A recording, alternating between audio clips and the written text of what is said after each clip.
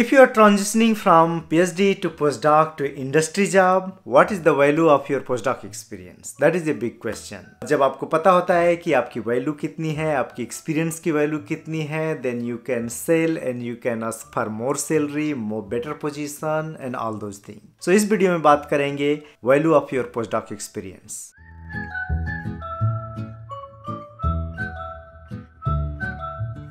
अगर आप हमारे चैनल पर नए हैं तो let me introduce my self first. मेरा नाम डॉक्टर संतोष कुमार भारती है। मैं इंडिया में पीएचडी करके जॉन हॉपकिंस यूनिवर्सिटी में पोस्टडॉक करने के लिए आया। मैं 5 साल पोस्टडॉक किया, देन रिसर्च एसोसिएट फैकल्टी एक पोजीशन है वो बन गया, that is also a kind of senior postdoc position. 5 year postdoc था and then another 3-4 year senior postdoc की तरह था।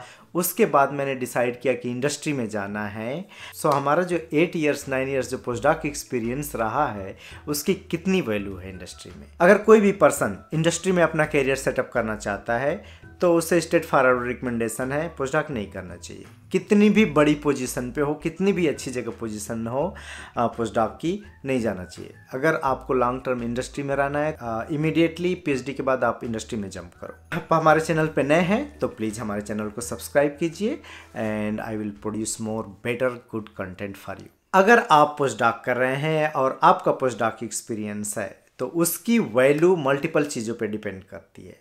पहली चीज़ कि किस एरिया में आपका एक्सपीरियंस है, उस एरिया की डिमांड कितनी है आज का। डिमांड्स वर्सेस सप्लाई कह सकते हैं कि अगर कोई एरिया हॉट है और उसमें आपका एक्सपीरियंस है then your postdoc experience has quite good value. Second चीज़ है कि जो आप जॉब अप्लाई कर रहे हैं, जो जॉब रिक्वायरमेंट है, जो जॉब की प्रोफाइल है, वो आपके पोस्टडॉक एक्सपीरियंस से कितना मैचिंग है। अगर मैचिंग है ज़्यादा then again your postdoc experience has good value. And तीसरा एंड सबसे मोस्ट इम्पॉर्टेंट, आप अपने एक्सपीरियंस को कैसे सेल कर रहे हो वो मैटर करता है। सेम पर्सन सेम नॉलेज पे डिफरेंट पोजीशन पे जाएंगे, डिफरेंट सैलरी पे जाएंगे और वो आपके ऊपर डिपेंड करता है कि आप अपने आप को कैसे सेल कर रहे हो। फोर्थ चीज़, अगर आपका एक्सपीरियंस सारी कंडीशन एकेडमिक वर्सेस इंडस्ट्री बराबर है तो भी क्या बराबर आपकी वैल्यू होती है? 5 year academic experience 5 year industry के बराबर काउंट होगा? अब सारे पॉइंट्स को डिटेल में थोड़ा सा डिग आउट करते हैं। रिसर्च एरिया और डिमांड वर्सेस सप्लाई या हॉट एरिया ऑफ रिसर्च या किस में ज़्यादा जॉब है उस पर बात करें तो अगर आप इम्यूनोलॉजी में, जीन थेरेपी में, ये सब हॉट एरिया में अभी काम कर रहे हैं तो बहुत सारी जॉब्स हैं, इसमें बहुत सारी ओपनिंग्स हैं। तो आपका एक्सपीरियंस, जो पोस्टडॉक का एक्सपीरियंस अगर सिमिलर एरिया में है तो इसकी काफ़ी डिमांड है। अगर कोई पर्सन आजकल जैसे मशीन लर्निंग में किसी का एक्सपीरियंस है, आर्टिफिशियल इंटेलिजेंस में, कंप्यूटेशनल बायोलॉजी में है, इस सब की भी काफ़ी ठीक ठाक डिमांड है। या डाटा एनालिटिक्स में, मार्केट रिसर्च में, डाटा एनालिटिक्स में एक्सपर्ट हैं तो कंसल्टेंसी वगैरह में आपका जो पोस्टडॉक एक्सपीरियंस है इस तरह की हार्ट एरिया से रिलेटेड या जिसमें ज़्यादा जॉब है उससे अगर ज़्यादा रिलेटेड एक्सपीरियंस है देन आपके पोस्टडॉक एक्सपीरियंस की ठीक ठाक वैल्यू है। दूसरा पॉइंट जो बोल रहा था कि पोस्टडॉक एक्सपीरियंस में जो आप टेक्निक्स गेन किए हैं या जो भी एरिया ऑफ रिसर्च है वो जो जॉब, जिस जॉब के लिए आप अप्लाई कर रहे हैं उस जॉब से कितनी मैचिंग है। सपोज दैट आप जीन थेरेपी में हैं या किसी मॉलिक्यूलर बायोलॉजी के स्पेसिफिक टारगेट पे काम कर रहे हैं, अगर उसी टारगेट से रिलेटेड जॉब है, जो आपने टेक्निक्स यूज की है, analytical bio analytical techniques use की है, उस टेक्निक की भी डिमांड है उस जॉब में। अगर हर एक चीज़ मैच करता है तो आपके पोस्टडॉक एक्सपीरियंस को अच्छा काउंट करते हैं और आप उसको अच्छा से सेल कर सकते हैं, अच्छी पोजीशन गेन कर सकते हैं इंडस्ट्री में। तो वो कितना मैचिंग है ये बहुत डिपेंड करता है और इसीलिए हमेशा रिकमेंड करते हैं लोग कि जब आप एप्लीकेशन डाल रहे हो तो जो कवर लेटर है, आपका सीवी है, उस जॉब प्रोफाइल के हिसाब से थोड़ा सा डिज़ाइन होना चाहिए ताकि जब रिक्रूटर इमीडिएटली पढ़े तो उसको लगे ये पर्सन वो सारी चीज़ें जानता है जो उसको जॉब में चाहिए। तीसरी चीज़ मैं बोल रहा था कि आप उसको कैसे सेल करते हो।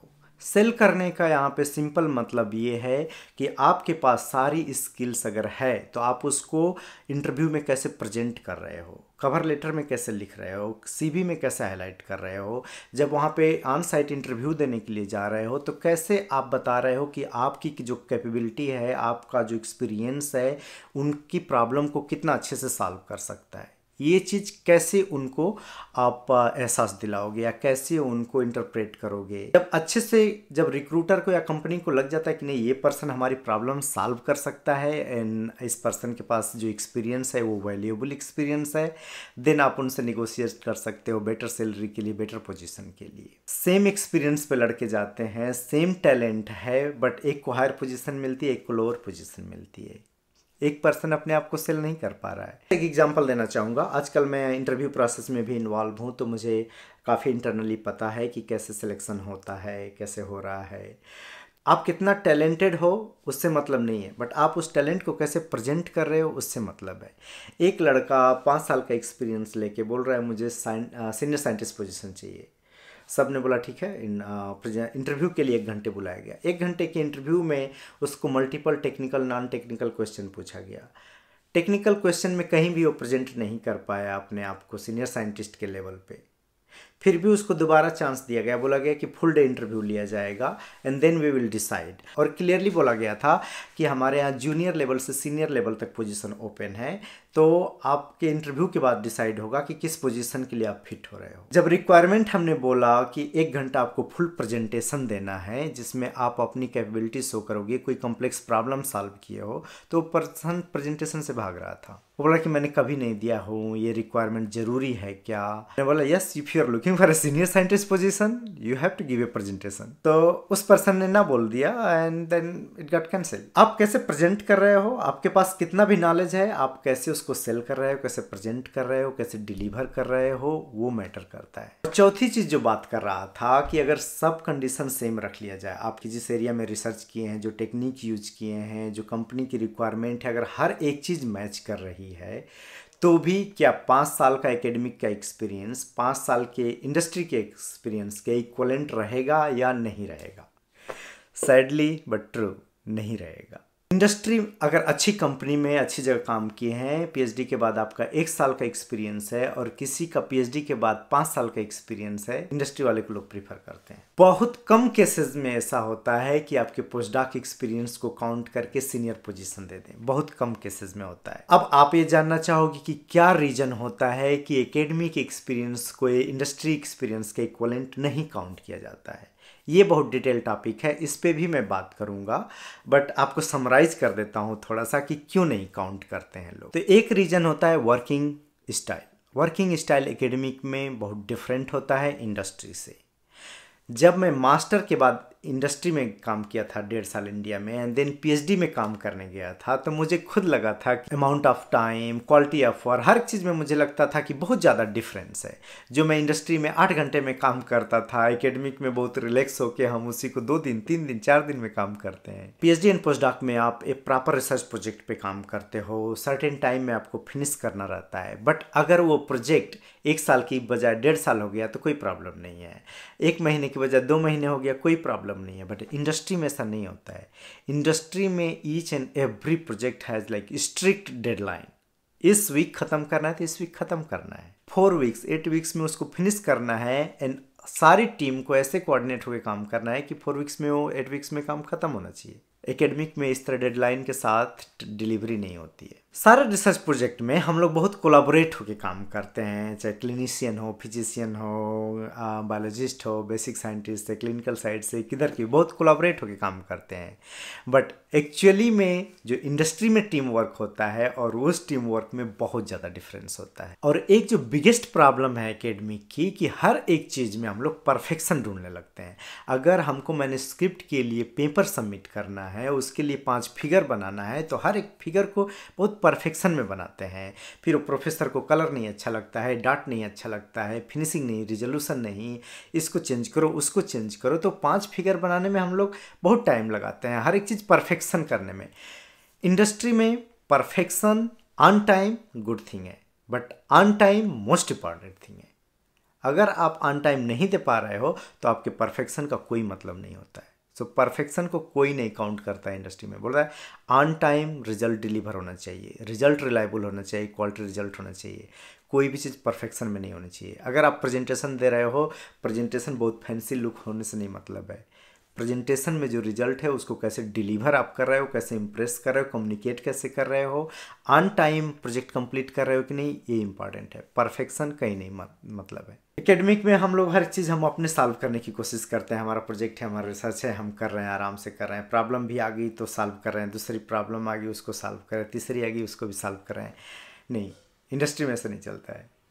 प्रोजेक्ट है, इसका ये आउटपुट है, यहाँ तक हमें जाना है, बीच में फालतूगिरी वाला काम हमें नहीं करना है, ऑन टाइम उसको फिनिश करना है। एकेडमिक में करने गए ये, आइडिया आ गया ये, दोनों प्रोजेक्ट चल रहा है, कुछ और आ गया, तीसरा प्रोजेक्ट भी चल रहा है, तो that takes like a lot of time. लोगों को हैंडल करना, अगर आप पीएचडी पोस्टडॉक हो मीन्स ये सीनियर लेवल पे हो आप, ठीक है, तो आप लोगों को कैसे मैनेज करते हो, हैंडल करते हो, कम्युनिकेट करते हो, उनसे कैसे काम निकालते हो, ये बहुत इंपॉर्टेंट स्किल होती है।